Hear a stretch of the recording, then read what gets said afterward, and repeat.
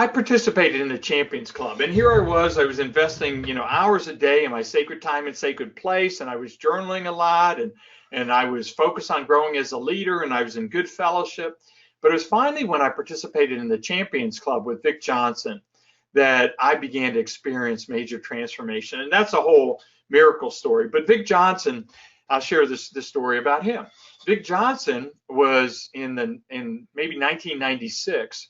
Had an income for his family of $15,000, I think it was, for a family of 5, below the poverty level. He lost his home. A year later, his last car was possessed, so he didn't have a home or a car. And, he came across Charlie Tremendous Jones, or, I think maybe he heard him speak, but, he saw successful people, and he said, well, they must be doing something different than me. It's not just luck.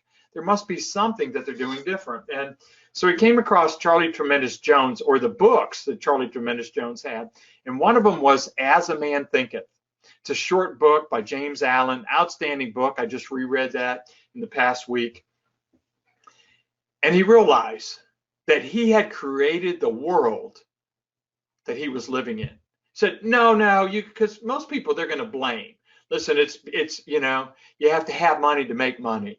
Oh, if I only had this, if I had the education, if I wasn't 70 years old, all these people have excuses, okay? But they're excuses.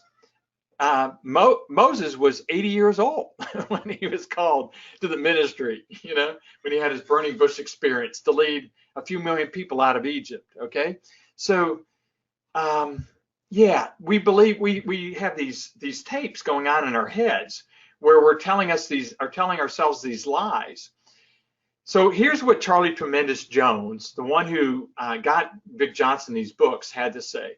You will be the same person in 5 years as you are today, except for the people you meet and the books you read.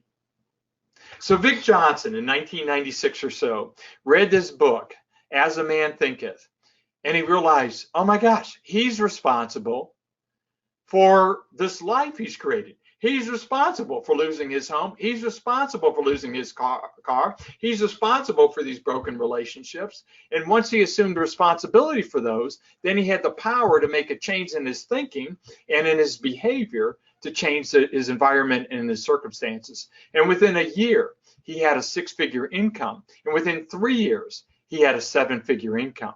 And now he's taken me, someone who's called to be a great salesman for the Word of God, and he's helped mentor me. And so I was in debt big time. And by going through his training, it started to turn my business around. And so he's focused on personal growth. Now, some people say, oh, self-help. Oh my gosh, that's ungodly. Listen, replace self-help with personal growth. We need to be growing personally, and to grow spiritually, you have to grow. You have to grow mentally. In Luke 2:52, it says Jesus grew. This is after Jesus was 12 years old when he was stayed behind and left behind, right? He's left behind. And his parents came back to get him. He had been teaching there. And it said Jesus grew in wisdom, knowledge, stature, and favor with the Lord. Those are 4 different areas for us to be focused on growing, And so anyhow, you will be the same person in 5 years as you are today, except for the people you meet and the books you read. Now, that's not 100%, but that's true for more than 95% of you. So I'm going to stack the deck in my favor.